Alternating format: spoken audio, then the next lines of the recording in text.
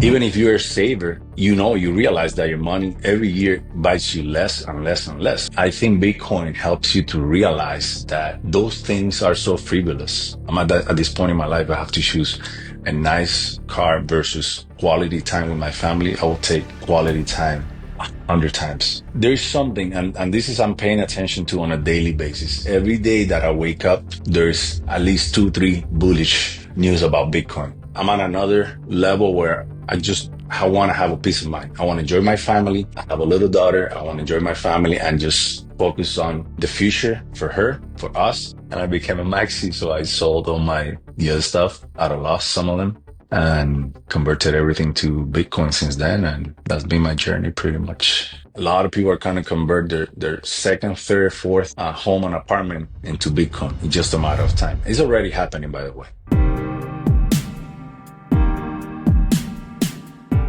Actually, Seyr helped me a lot because I was listening to him, kind of like for therapy, and it worked. And I became a maxi, so I sold all the other stuff at a loss, some of them, and converted everything to Bitcoin since then. And that's been my journey pretty much. Interesting. Yeah, I think we can directly start into with that kind of. Let's start with Cuba and how and why you went away there from. You said like escaped from communism, but like how was the situation when you left, and what was the reason that you left there? Well, if you live in Cuba, I mean, Cuba is a communist country. It's been a communist country for over 50 years now. And as every communist country, there's nothing there either to do or to have, pretty much. Especially if you're not part of the government, if you're not into, let's say, a government job or government entity, chances are you're just trying to survive. And a lot of Cubans left in the 80s. They came here to the United States by boat, called Marielitos. Uh, and a lot of families, even before that, in the 59, when Fidel Castro took over, a lot of people came here, including my grandfather. So my grandfather came in 1959 when Castro took over. He claimed us, you know. That's how I got to this country legally, because he claimed my mother and therefore the family nucleus. So that the whole process took about 5 to 6 years once he started the legal process to claim us. But we were pretty common poor family. My mom had a job. She was a director of a local town museum. My dad was um, like a supervisor, a manager for a small company in the town. It was a small town and pretty regular lifestyle, not too much to eat, just thinking, what are we going to eat today?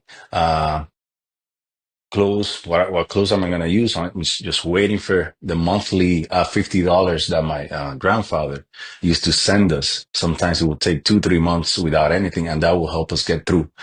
Because the salary there at that time, we're talking about 2002, 2001, 2002.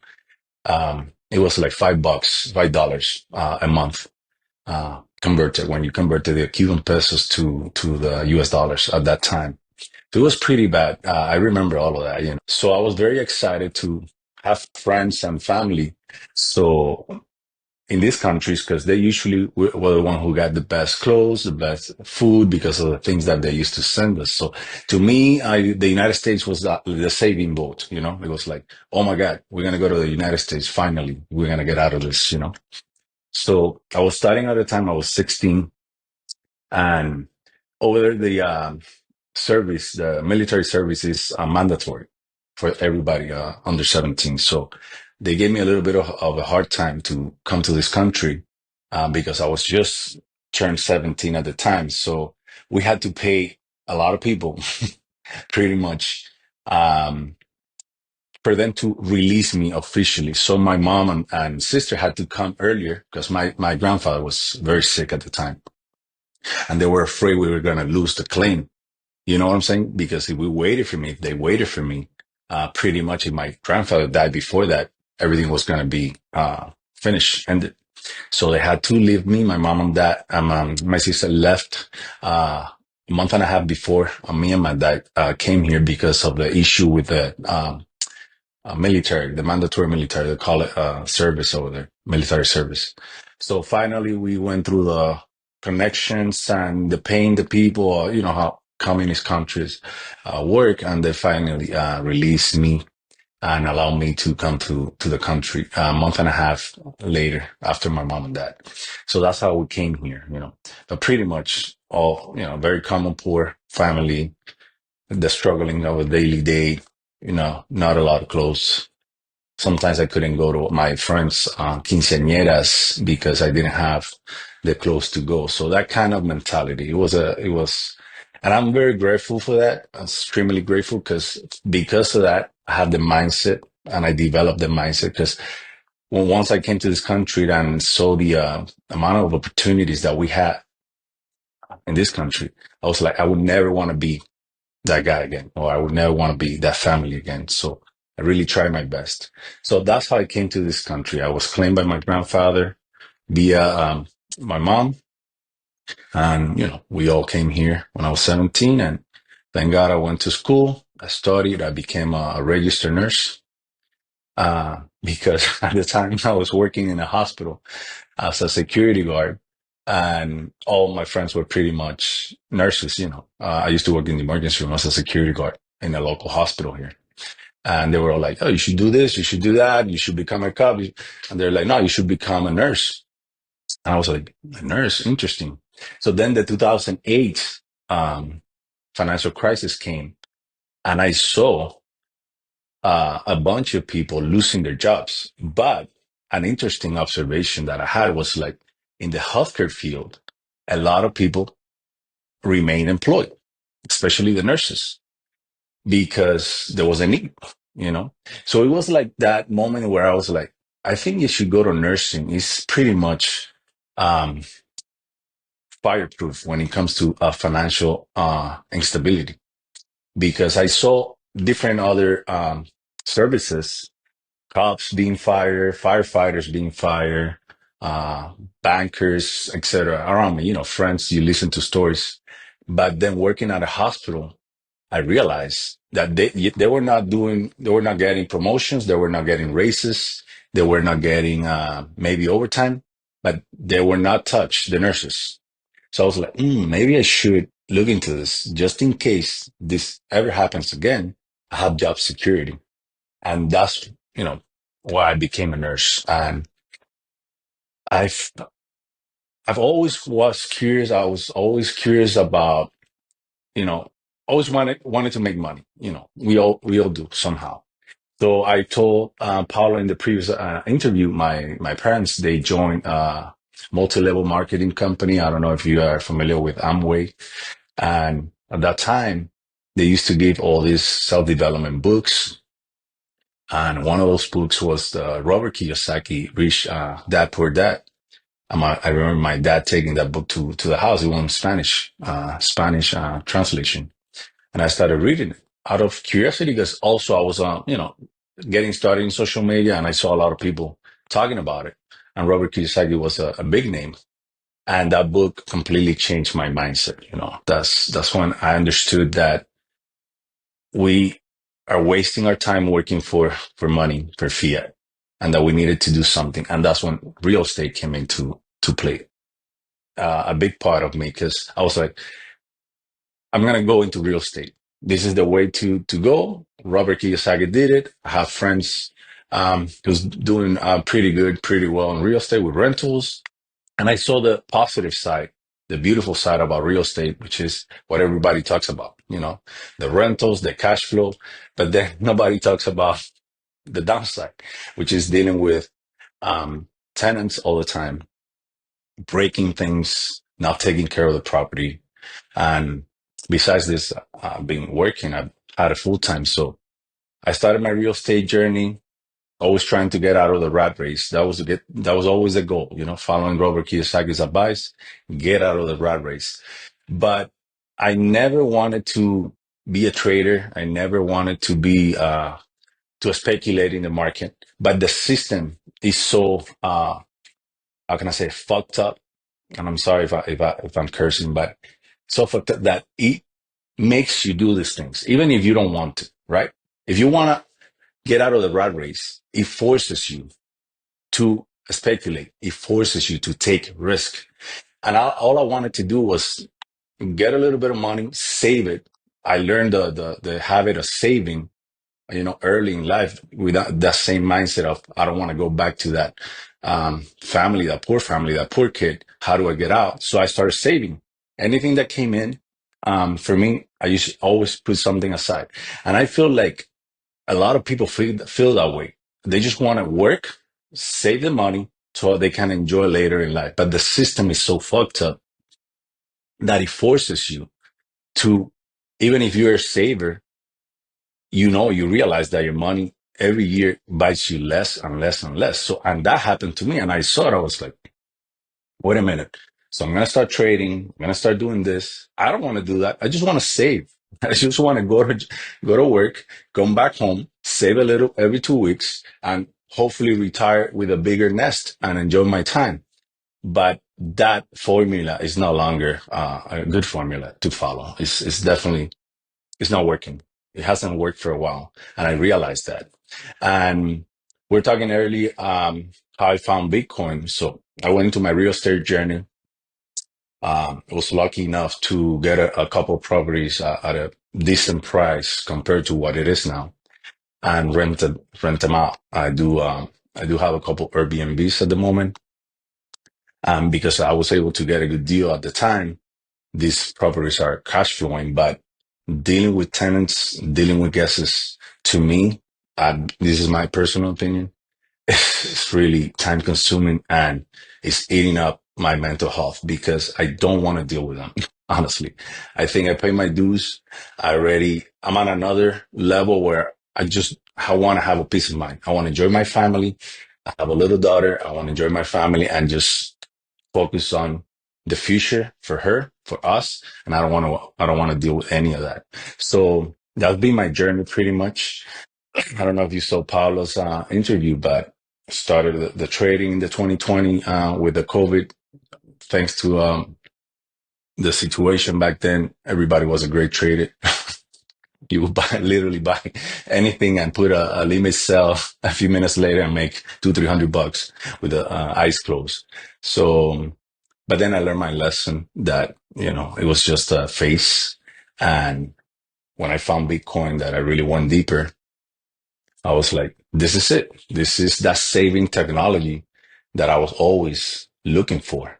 Something that I could just go and put whatever I don't need at the moment, whatever fiat I don't need at the moment, to eat, to pay for my roof, and just put it aside and forget about it. And it will just roll there and I'll put all these dollars to work for me. And that's how I see it pretty much. There's a lot of way to see Bitcoin because Bitcoin really has different, I would say, phases. You can see Bitcoin as many different things. To me, the saving technology aspect of it is key, and also the decentralized aspect on it. Because with stocks, I realized when I was trading stocks, and even the good ones, the Teslas and the Googles and all that, it's so centralized, it's so manipulated, all this insider trading that you pretty much don't have a chance. Even they're pretty good company and they're still growing. I don't want to feel that I need to sit down every 3 months and listen to this quarterly calls and see where they're trying to do or accomplish, or if they had a meetup with China, or they had a meetup with the current president and they decided to do this change, or suddenly wake up tomorrow on another policy change or whatever. Me personally, I don't want to deal with that. Some people love that. I just want to have something that I know I'm going to put aside, and in 10, 15 years, it will grow. And I didn't have to do anything about it because it's meant to be the best saving technology of the world. That's pretty much it. I Sorry, love, I won. yeah, I love the story. It's a really good one. And I mean, you already dropped some some lessons and some things that you learn along the way. But like, I'm really curious of like, you traded, you came from Cuba, you crossed country lines, you went into real estate. Now you're in Bitcoin. So you read Robert Kiyosaki, which is a really good book. I did love it also. What have you learned in your history, in your path from like Cuba up until here about money? Like how did this all shape your view and your understanding what money is? Well, one of the things, my parents were two, they both went to school. They were both professional. And I saw these two professionals struggling in life in Cuba. And I was wondering why two professionals, with degrees, were always struggling in this country, right? Which is a communist country, so they always had issues with money. Money was always a topic, not in a good sense, in a bad sense. Like, we don't have money for that. Oh, we don't have money for that. Oh, we cannot go there because we don't have money for that. So that always stuck in my mind, like, why? What's going on that these people, two professionals, they did what they're supposed to do. They went to school, they study, they're not criminals, they're not trying to hurt anybody, and still they're struggling. What's going on? Then I realized that, especially when I came to this country, that I had more access to technology, books, podcasts, etc. Because in Cuba, I don't have any of that. We didn't have internet. We didn't have phones, cell phones, or anything like that. It was pretty much a TV, two channels, two government channels. It is what it is. They put whatever they want you to see over there. Usually pro socialism. So you're very close minded, Um, and once I came here and I pretty much opened that Pandora box of information, things started to click for me. I was, oh, it makes sense now. Cuba is a very poor country. Unfortunately, because of the administration, there is so centralized in this communist government that they don't allow the citizens to thrive. I believe Cubans are um, very hardworking people, super smart people, because of the conditions that we are lived. We have to improvise. So the Cuban is the type of guy that he will try to make something out of nothing, pretty much. And that's how you live over there, unfortunately. You're always trying to find today, you live pretty much day by day. What are we going to do today? What am I going to sell? How am I going to trade with a fellow Cuban? Either we're going to change. It's funny because we were living in the 2000s, and you would see people barter and trade among them. No money. Like, hey, give me a little bit of sugar. I'll give you coffee. Because maybe you have more sugar than me and I have more coffee, and we can trade that. Oh, let me have some meat. I have some eggs because I have chicken. You have some porks, and they live like that. And probably, I haven't been to Cuba in a while, but I heard it's pretty worse than it used to be. So always seeing my mom and dad struggling with the money aspect. I came here and they always told me, go to school. They're all saying, go to school, become somebody, get a good job. That's it. But I realize it's not enough. It's not enough. You can, like, in my, industry, healthcare, um, I work with a bunch of professionals, nurse practitioners, doctors, and they're pretty much struggling because you listen to their stories and they have a full time plus a part time. They have a full time and another full time, or the wife has a part time, and So I'm like, how these professionals? It kind of brings me back to my old self when I was in Cuba. I'm like, we are professionals, and I got to be honest to you, Robin. If I didn't buy my house, where I'm currently live, at the moment that I did, I wouldn't be able to afford a home today. This is just the reality of it.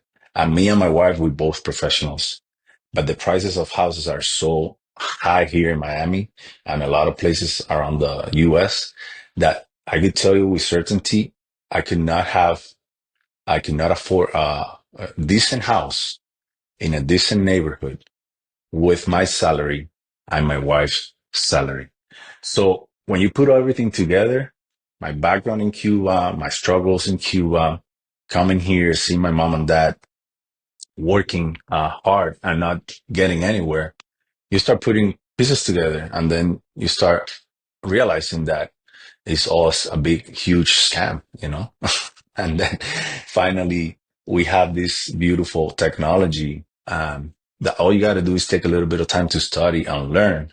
And you realize that now you have an opportunity to, if you want to retire, you don't have to retire that late, you know, and wait for that social security check that we just realized is being a scam all this time.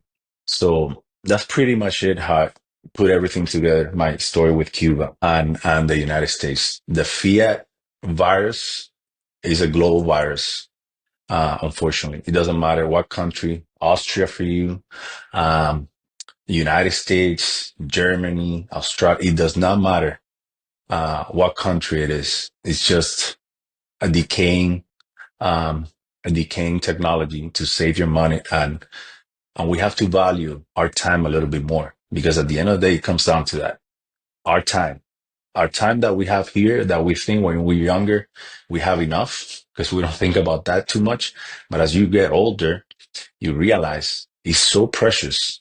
You know, my little time with my daughter, my time with my wife, with my parents, is so precious that the job, the fiat job, does not allow you to enjoy those moments, which are really the fruit of your labor, if you want to see it that way.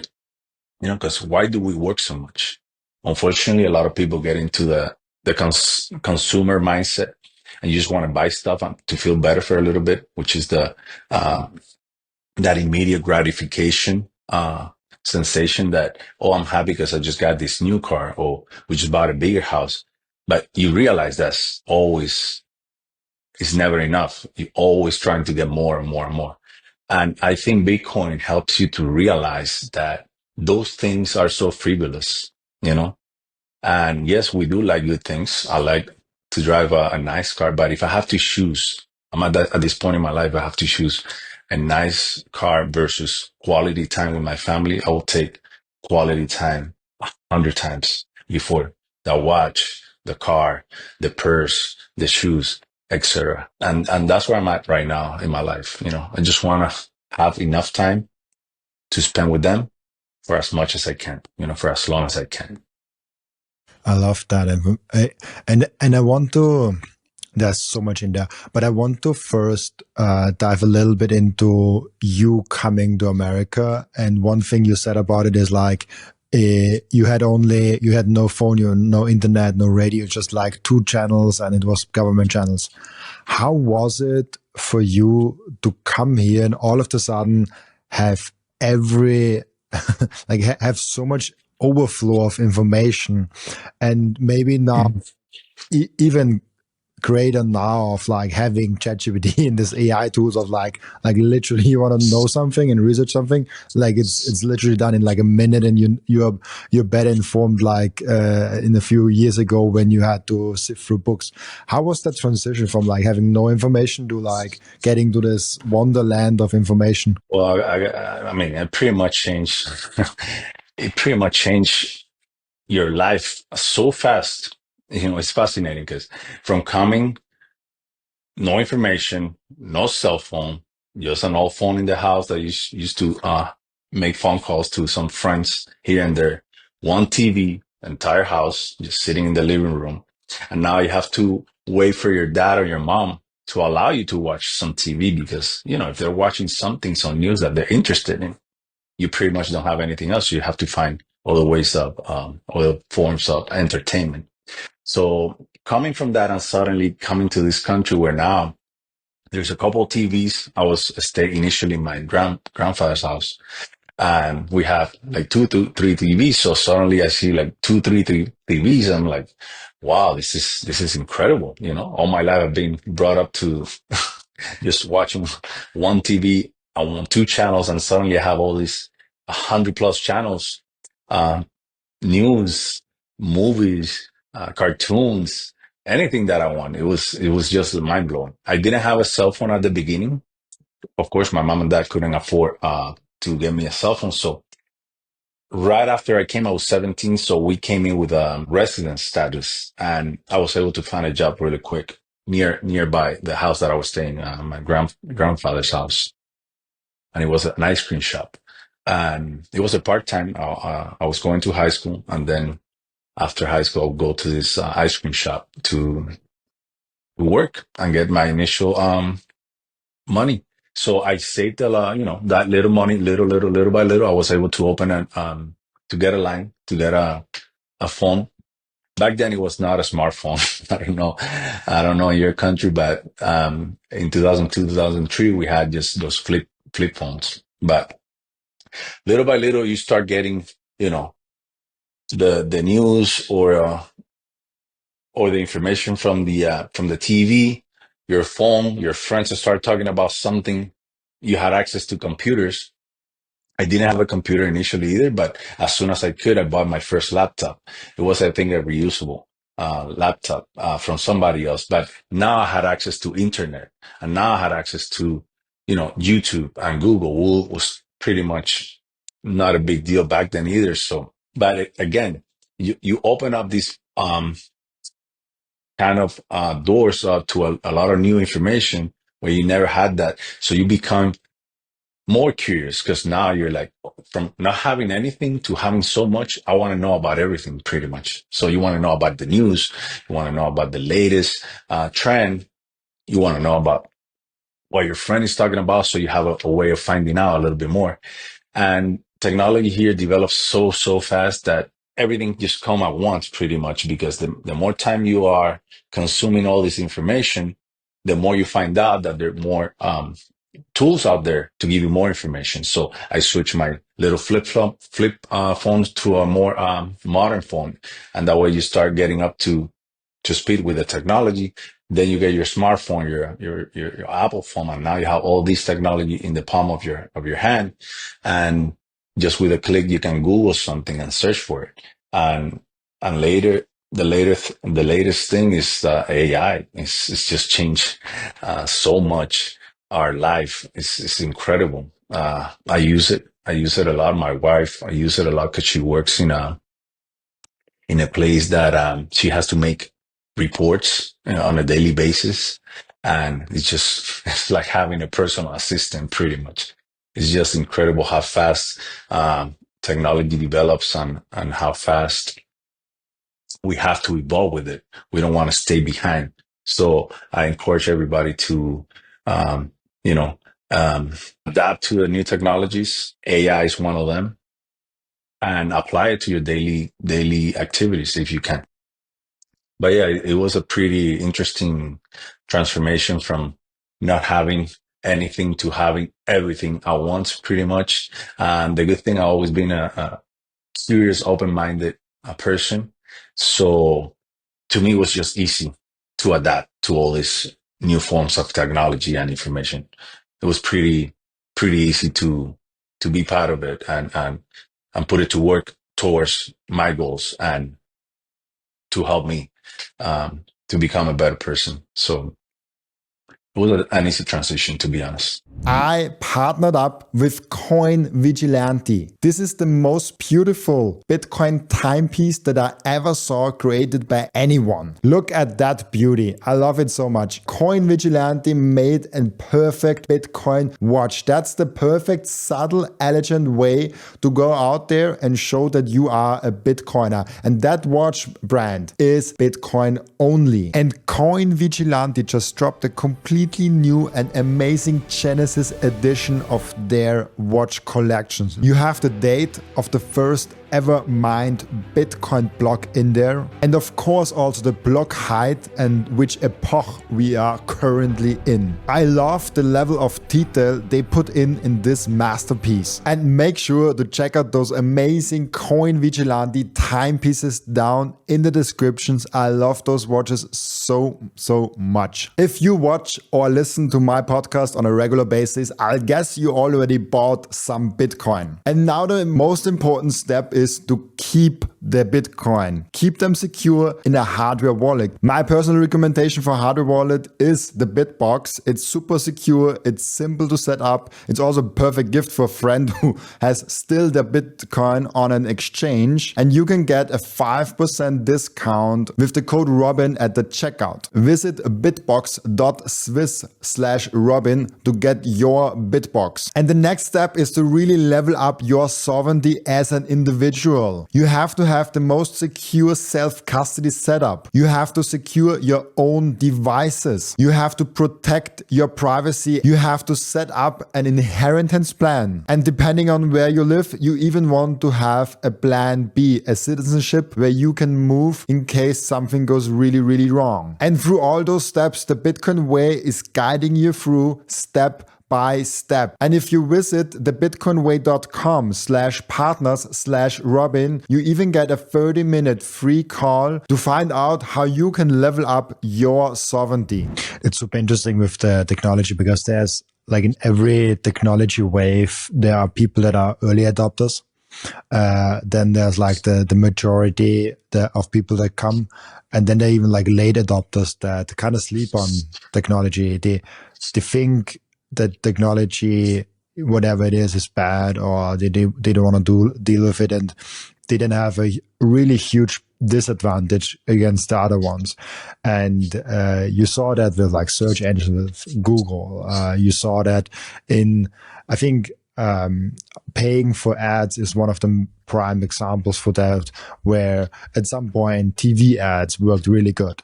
Then Google came along. Then Google was really way better bang for your buck in terms of like TV ad versus Google search ads.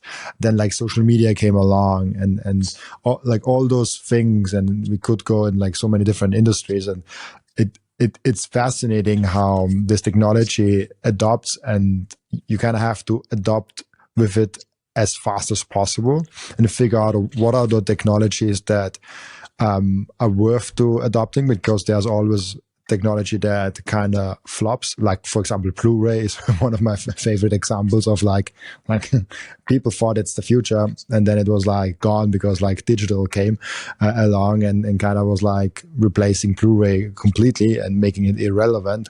I don't know 100% where I'm going with this question, but how fast do you think it will happen with Bitcoin that people are actually too late? Like, people think nowadays they're still already too late to Bitcoin, but now it's not too late. We are still so early on the adoption side and on the adoption curve.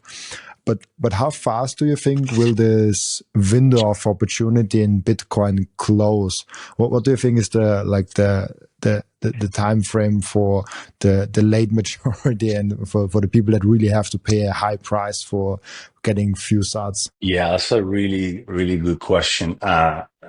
Personally, I experienced this at work a couple of times before, because I try to orange pill my coworkers, especially since I know they have one job on a part-time or two jobs sometimes, or they're looking for that extra overtime. And I try to tell them about Bitcoin and how early we still are. But at the same time, I give them a little bit urgency, because even though we are early, and Bitcoin is, when you compare Bitcoin to all the other technologies and assets, it's extremely early, it's only since 2009. There's something, and this is I'm paying attention to on a daily basis. Every day that I wake up, there's at least 2, 3 bullish news about Bitcoin, either regarding adoption, a new company adopting, a new billionaire adopting. And it's like this, in my mind, it's just this domino effect. At one point, you see the first 2, 3 dominoes, but at one point, you're just going to see a vast space of dominoes, and you won't be able to tell how many dominoes are falling, because it's so big. And I think even though we are early, because we are extremely early, the next phase, the first 10 years were slow for Bitcoin adoption. Slow in a sense, like, it took a little bit of time, people to realize it. We still, I mean, the majority of my friends don't understand what Bitcoin is. They don't even talk about it. So that tells you we're still early. But at the same time, we, people like you and me that are in the space seeing what's happening, I think the next 10 years are going to be, the adoption rate is going to be way faster than the past 10 years, at least by 10x, at least by 10x. All these countries talking about it, all these companies adopting it day by day. You see news one after the other ones. It's just going to be a very sudden phase.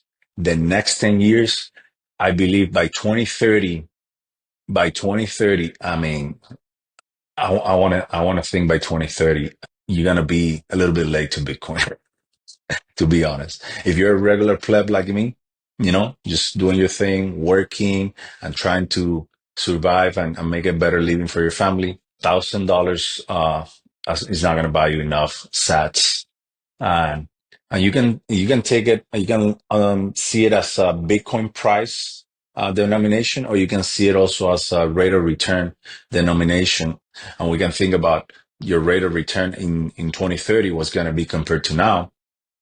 It's still is gonna. I think it's still gonna be the best performing asset in the next 5-10 years. I have no doubt.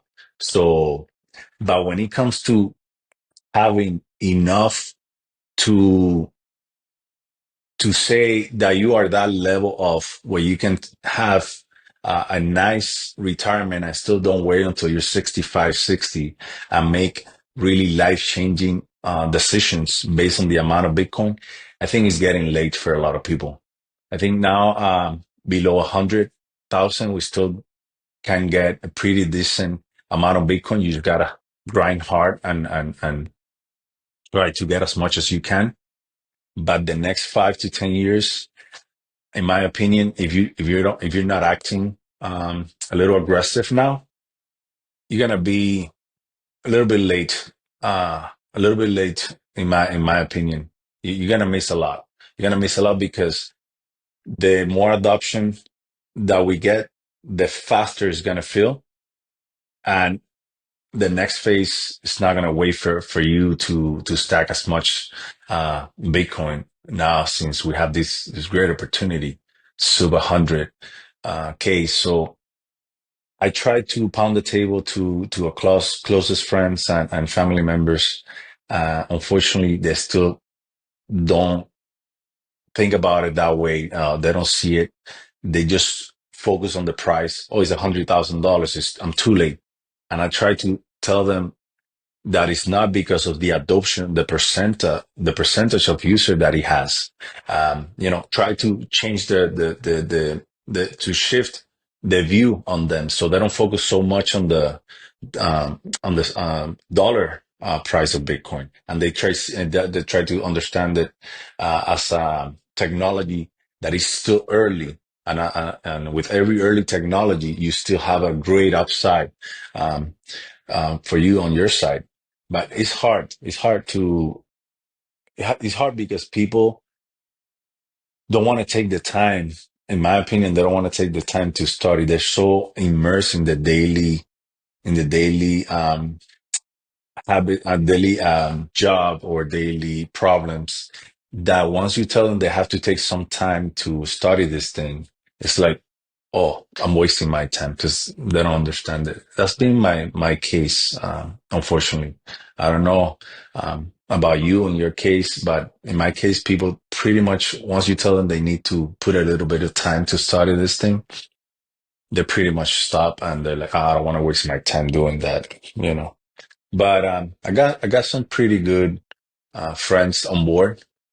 They finally gave it a chance. It's funny how they didn't give it a chance when it was 16, but now 90 and 100, they're more interested. But it's good. It's good because at the end of the day, we all agree on something, and this is how I start my conversations with them. That our time is energy, and we're wasting our time and energy on something that has no value. We all agree on that. We have to find this common ground before we start talking about what's the solution. And that's how I start my conversations with them. Once they start telling me about this and that, and like, why professional, like you have two jobs, three jobs to keep up with the same lifestyle that you had 3, 4, 5 years ago? Have you thought about that? And they're like, oh yeah, that's right. I don't realize it because I'm so busy, but you're 100% right. 3 years ago, I only had one job, and I still, was able to afford the same car that I'm driving today, and I was able to afford the same house or rent that I have today. But now, wow, you just made me realize I haven't changed my lifestyle too much. I haven't upgraded my lifestyle, and I still have to work more. And then once we found that ground, that common ground, then I start talking a little bit more about savings, about this, what strategy are you using? But definitely that window is closing really fast because I see it every day. I wake up every day, Robin, and it's just bullish news one after the other one. So I feel the urgency, even for myself. I'm like, I better hurry because this thing is gonna. I do believe we're gonna have a huge green candle. You know, this thing is just taking a little break, and one day we're going to wake up and we're going to see this candle. Even people that are expecting the candle are going to be surprised, you know? So it's coming. It's just a matter of time. Bitcoin, that's what it does. The time that you least expect it is going to just blow in your face and you're like, oh shit. That's amazing. Yeah. And there's so many, also in the end, this is like, what do you think? Why is it so hard for people to get orange pill now? It's like most people that are now, let's say, 30 to like 40 to like 50 years old, they have seen Bitcoin $1,000. They have seen it probably even like at 5,000. They've seen it at 50,000, and they have seen it at 100,000. They might even have seen it as at $100. At some point, you are like, okay, it goes up to $100, it goes up to 1,000, and you're like, okay, it's a little bit overvalued. I don't want to buy, like, it's speculative, all those things that you have in your mind. But then it goes down maybe, and you like feel a little bit confirmed. But then it goes up again to 10,000, and then it's like, oh, okay, now it's definitely too high. But at some point, you have to admit that maybe it's you that are wrong, that is wrong, and maybe you have to research a little bit what's going on. So I'm always wondering, like, why don't more people get it and more people wake up? What do you think needs to happen for more people to wake up? Is it purely price action, or like, okay, once we rip to 1 million, a bunch of new people will get it, or like, is there maybe some feared event, or do we just need better education? Is there something that maybe also Bitcoiners could do to accelerate the trend? Yeah. So, to your question, a lot of people, especially in the US, I have to tell you about US because this is my experience here and the people that I surround myself with. They're so busy on the day to day. They're so busy that they just want to get home, eat something, and watch a movie and try to relax. They don't want to think about money. They don't want to, and the system itself is made up in a sense to make you think like that. Like, don't think about money, be a slave all your life. We need you to stop questioning what we've done for the past thousands of years because you're just a little sheep, follow the sheep. Just be a little sheep, go to work, come back home, wake up the next morning, do the same thing, and just do that for 60, 40 years, whatever it is that you need to do it for. My experience with my friends, colleagues, is that they're so busy, they're so tired. They don't want to think about it. They just want to go make that little extra money, go home, take a shower, eat something, watch a movie, repeat again. So there has to be a reset, especially in education. Even though we plebs and Bitcoiners are trying to pound the table and tell everybody that we know, that's not going to be enough. That's not going to be enough because I think there have to be reset in education and start thinking and I start teaching young kids about what money is, where it comes from. So there has to be a major reform in education, major, like total reset. And I really hope now with this new administration that has a lot of Bitcoiners as part of it, there's a major reform that we start teaching not necessarily about Bitcoin so much, but if you can just teach about what money is, how it's created, how it's printed, how it has no value, uh, give the new generation the tools to make those decisions for themselves, but at least teaching about finance, about economics, about taxes, these major topics that pretty much run our lives because our lives, once you become an adult, you're not talking about social science or geometry. Pretty much our daily topics are taxes, um, insurance, money, uh, overtime, this, that, things that never heard in school, never. And they still don't teach it in school. So we have to start by doing that if we want to have really mass adoption. Because once you give them the tools and the information about these topics, eventually everybody's gonna realize that Bitcoin is the thing, is the answer, you know? And that's what I realized with my coworkers and colleagues. They just decide to work, make money, and not even think about it. Go to work, make money, make as much as you can. Don't even question how much goes to the IRS, why it goes to the IRS, why you get double taxes in your property every year. They increase. They don't question any of this. They're just like, oh, it went up. I have to work more. No problem. Let me find another job. So, and that's what I'm trying to tell my coworkers, like, learn about money, study a little bit what it is, why you work for this thing to begin with. How come um, your last 5 years has you have to increase your energy output to remain the same, to try to keep up with the same lifestyle you had 5 years ago? Have you questioned that? Have you thought about that? And everybody, the first thing they said is not, no, I haven't thought about it that way. Everything goes up and they expect it to go up because it's been like that forever.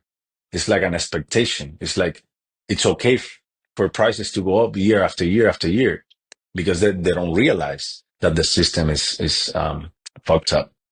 And that's how I start my conversations. Definitely, Bitcoiners are doing a really good job.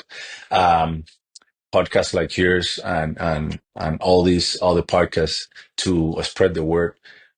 There's a movement, especially in X, about a bunch of plebs like me that are trying to orange pill one or two people in their circle, and that one or two will eventually get it. In my case, it's been like that, even though it took a little longer. For example, my sister, it took a few years for her to understand it, but finally she's getting it because, you don't give up on these people, people that they deserve a better life. Some other you give up, these are the people that you cannot reason with. But that's the beauty of it. I always say we're not going to save everybody, especially if they don't want to be safe. Some people have it good. Some people have that job, a high income, and they don't really need it. They don't really need to think about it. They able to make their payments, their car payments.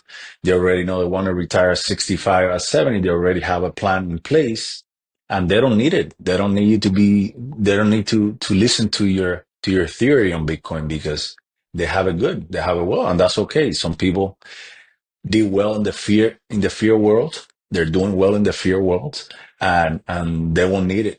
But those people are gonna come back, I believe, when they see Bitcoin at $1 million per coin, and they'll be like, they realize that they made a mistake. Because at the end of the day, as human beings, we all greedy and we always want more.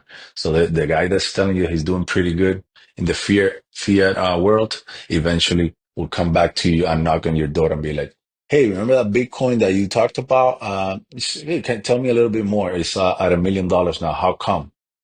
And that's another opportunity for you to go ahead and orange pill that person who at that time was not ready mentally, was not ready financially, was okay, was doing well, so he didn't need it at the time. And that's what happens to a bunch of people. They will all come back to it eventually.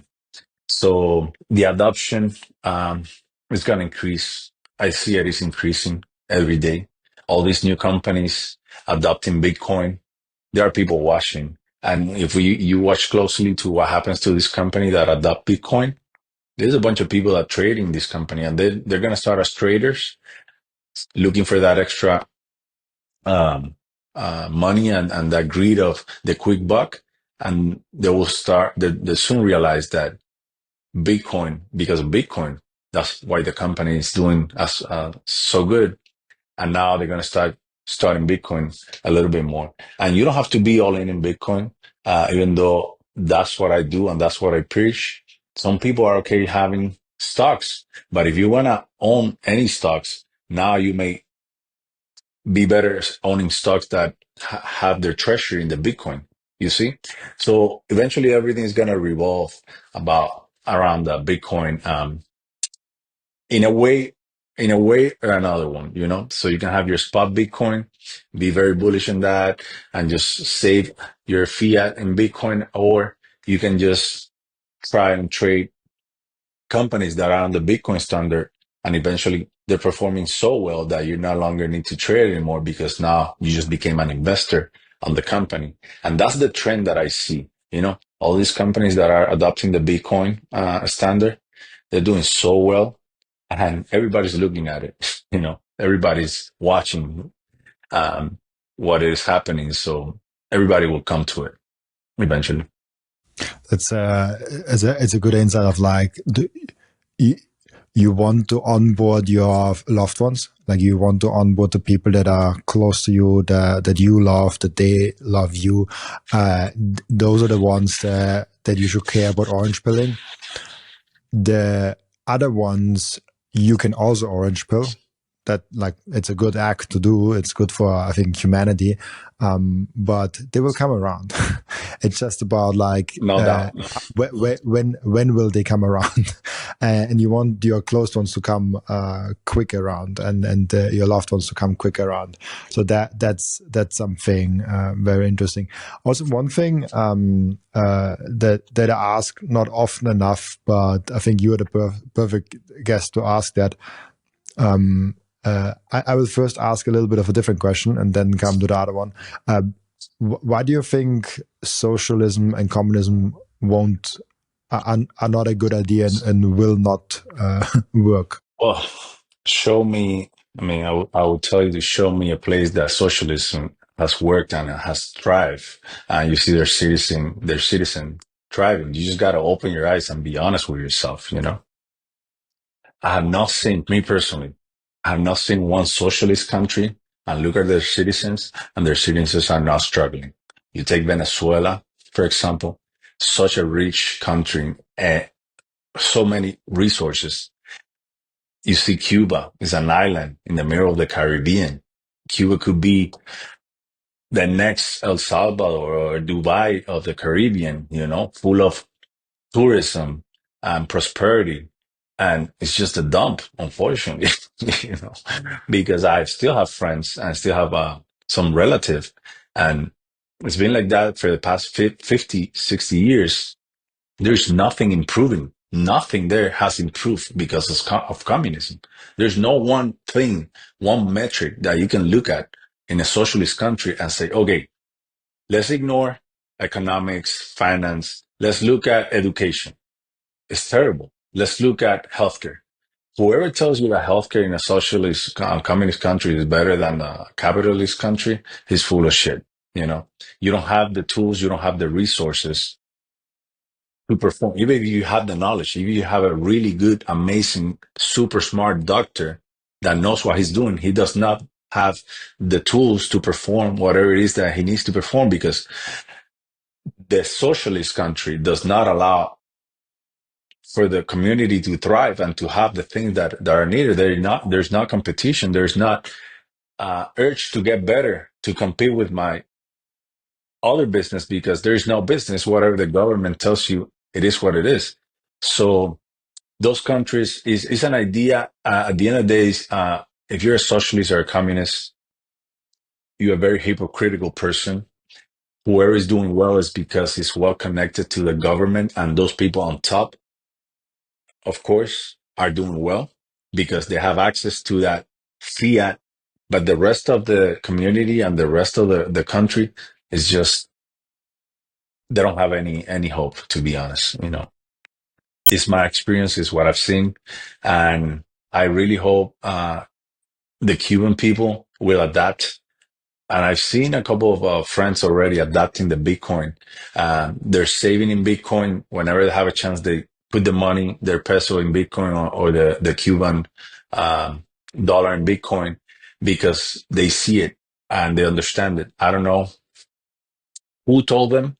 If now they have more access to internet, because some of them have cell phones, they pay for Wi-Fi so they can see what's going on outside. But at the time that I was in Cuba, we didn't have any of that. We had no communication to the outside world whatsoever. So hopefully that changes from the bottom up, which is what Bitcoin is meant to be, to be given to the people from the bottom up. And that's what I've seen in Cuba, with a few clubs, Bitcoin clubs, that are emerging in some places, and they're spreading the word, and they see it's working. Their savings now, at least they have hopes for a better future. Before, it was just no hope at all. Do you think Bitcoin, because it kind of rips away the power for the government to print money, will prevent concepts like communism and socialism in the long run to occur again, or is that also possible with Bitcoin? I think with in the long run, if you think about it in the long run, yes, because as generation leaves, a new generation comes, we are changing the mindset of that new generations because they're seeing it.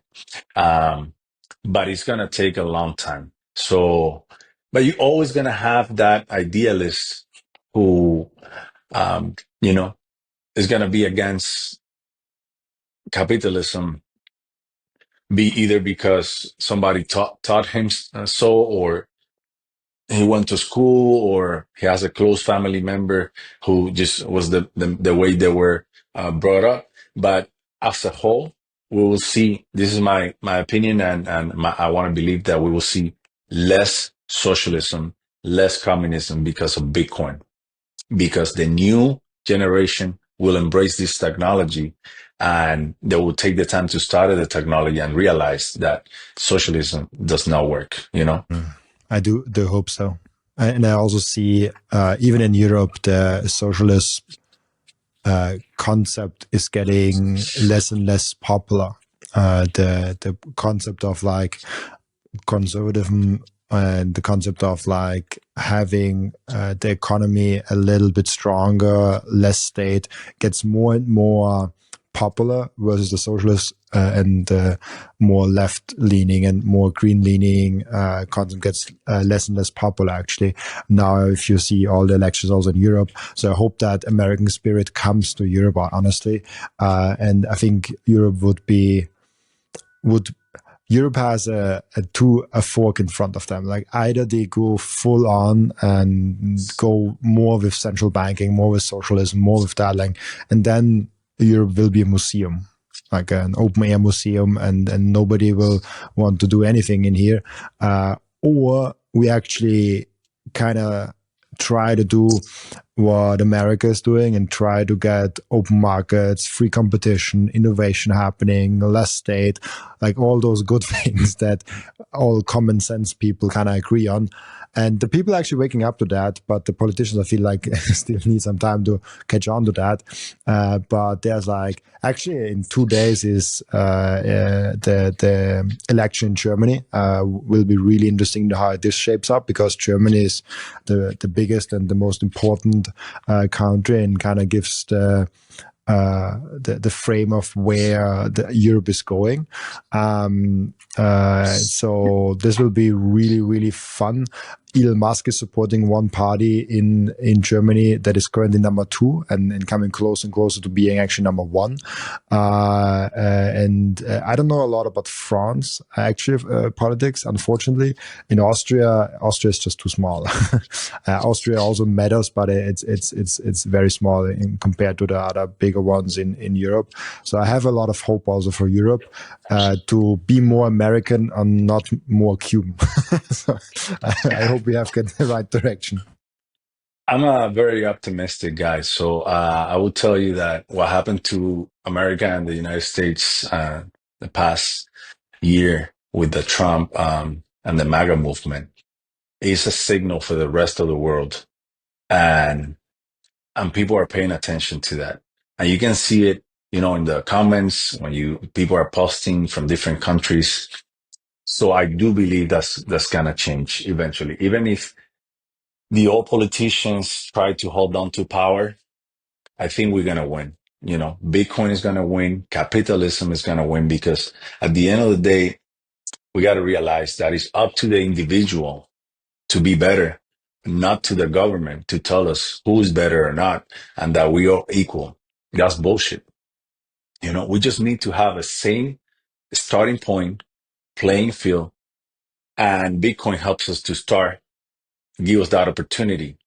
Capitalism help us to start that opportunity, and it's up to us whether we want to take it or not. Because I'm a living proof example that I came to this country not knowing the language, not knowing the customs, the culture, um, no money at all. We came in literally with no money, Robin, nothing. We just went to my grandparents' house and we started from zero. And we just needed a fair playing field for my family to start. And that's what Bitcoin and capitalism does. And people have to realize that. And they're starting to wake up. And what happened here in the United States is a wake up call to a lot of different countries. And this new generation of men and women are going to lead that, how do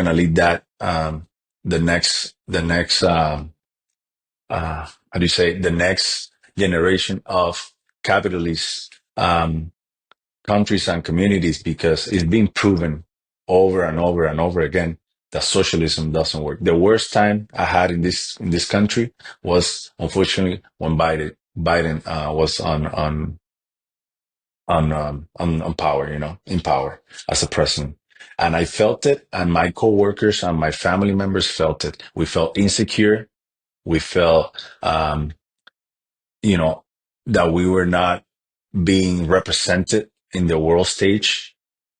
And unfortunately, we don't want that. And people realize that in order to have a strong economy, a strong country, you need to have an embrace and a strong leadership. So I do believe Europe, I'm a very optimistic guy, so I do believe Europe will be, we'll get it. And little by little, we're going to get rid of all these people and all these politicians that they're just looking for themselves.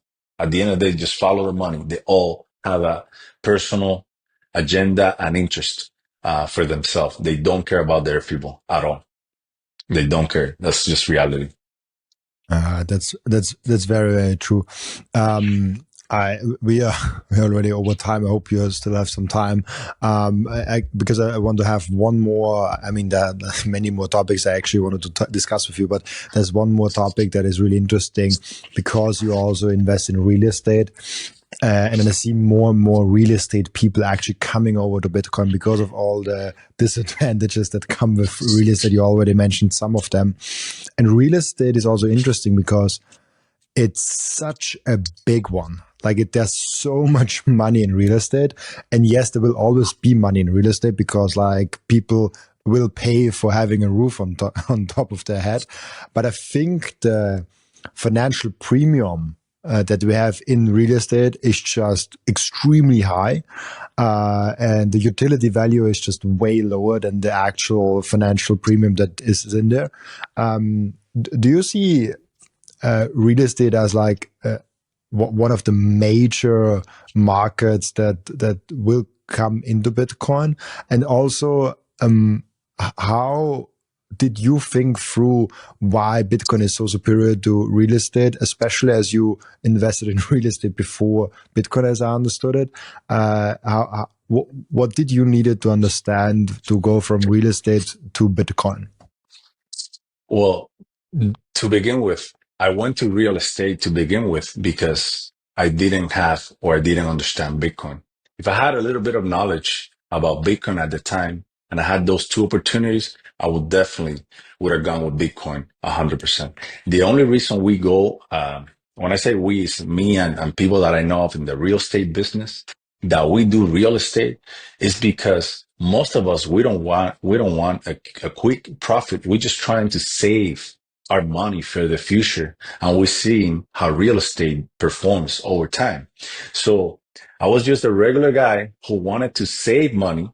I don't want to do real estate. If you talk about regular people that own a couple of properties, they don't want to deal with real estate. They never wanted to be into the real estate business. They just wanted to conserve and preserve their cash value.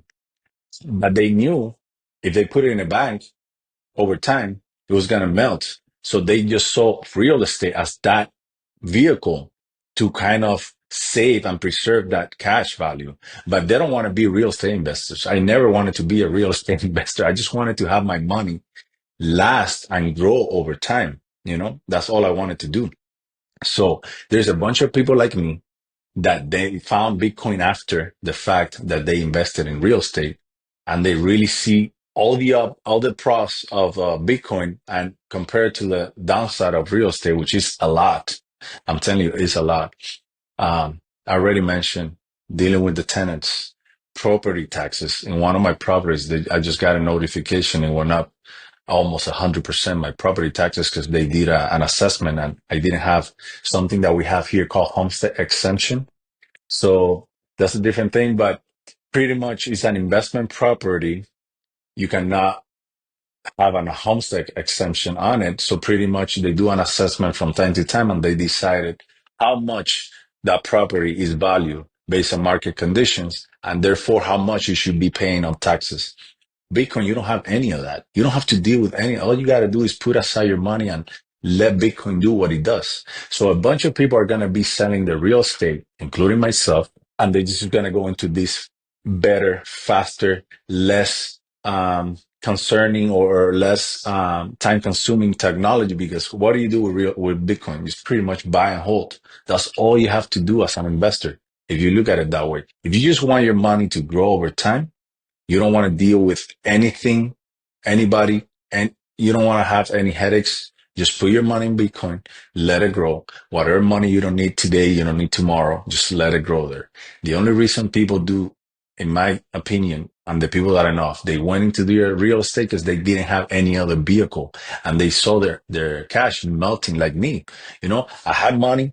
I had this great saving habit. I was saving money away. And the next year, that savings, whatever $100 will buy me less. So I'm like, wait a minute, what's going on here? Where do I go? Where do I put my money on? Real estate. That's what the the standard was to keep your money safe and grow over time because that's what we're seeing. That's what they tell you. Real estate, invest in 10, 20 years, you're gonna have it's gonna be more valuable so you can sell it or whatever it is that I want to do. But at the end of the day, a lot of people don't want to deal with that. They just went into it because they wanted to save and they saw that as a saving vehicle, not because they want to be real estate investor. I don't want to be a real estate investor. I don't want to deal with tenants. But I had to save my capital, my money, my energy somewhere. And at the moment, I didn't have Bitcoin. I didn't understand it. I didn't realize what it was. So that's the only reason I went with real estate. And all these people, there are millions of us that feel like this way. We're gonna sell that. We're gonna get rid of the trouble. We're gonna get rid of the headache. And at the end of the day, the return is way higher over time, way higher. So there's nothing to pretty much think about. That's my opinion when it comes to the topic of real estate. It will get devalued. A lot of people are kind of convert their second, third, fourth home and apartment into Bitcoin in just a matter of time. It's already happening, by the way. I talk to people online all the time. They're already selling their properties right and left because there's no other better vehicle out there than Bitcoin with the less hassle. How close are you already on a Bitcoin standard yourself? I would say I have you know a year or two left to reach my target. And then after that, I'm full on Bitcoin, no properties, just my primary property, and that's it. Planning to sell everything um, that I have when it comes to real estate, convert it to Bitcoin um, within the next year or so. I love that. That's really obviously I love that, but it's a I think it's a great decision for you, your family, and your future. Really cool. I know that. There is one question that I always ask my guests, and the question is, what can we learn from you besides Bitcoin? Well, something that happened to me that besides Bitcoin that changed my life, and I would tell anybody, especially the male population, have a kid, have a son, a daughter. That changed my life. I mean, I'm a total different person after my daughter was born. So besides Bitcoin, that's my baby. I would say like if I can advise anybody when it comes to life, have a kid. It will change you. You will see everything in a different perspective and for the better. You will be more optimistic of the future once you see this little angel walking around, and you just want the future to be better for them. Therefore, making you a better person. Because things that you didn't even think about before, you start thinking and try to teach them, and just have a kid and enjoy if you can. And not everybody will see the benefit. It's hard work. Sometimes it's a lot of work, but it's so much. I value life so much after I have my daughter that I think everything that I'm doing now, I'm doing it 100% better because of her, pretty much. That's beautiful. Love that. Really cool. Thank you so much already for being on the show. We have end routine in the podcast where we ask where the previous guest is asking a question for the next guest without knowing who the next guest actually is. And the previous guest asked you the question: are we selling our soul for number go up technology? That's a pretty good question.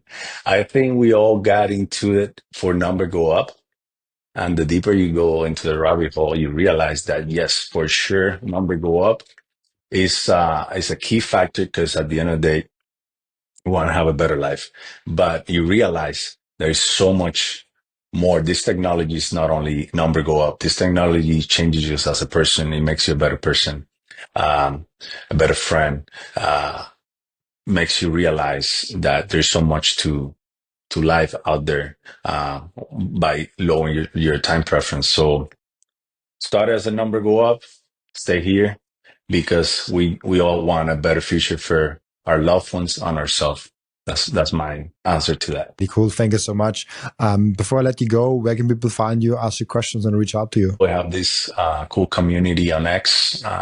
It's called Smash by Saturday. There's a bunch of plebs from all over the world that we buy Bitcoin, and we post our screenshot, and that's how we keep track of the buys. And I make a weekly report and a Saturday report because it's called Smash by Saturday. So on Saturday, that's when the big purchases happen, and then the rest of the week. And it's a pretty cool initiative because I realized that people love stacking together, especially Bitcoiners. They get excited by knowing that different people are buying Bitcoin. And so far, we have removed 27.5 Bitcoins from circulation. We're talking about max this year.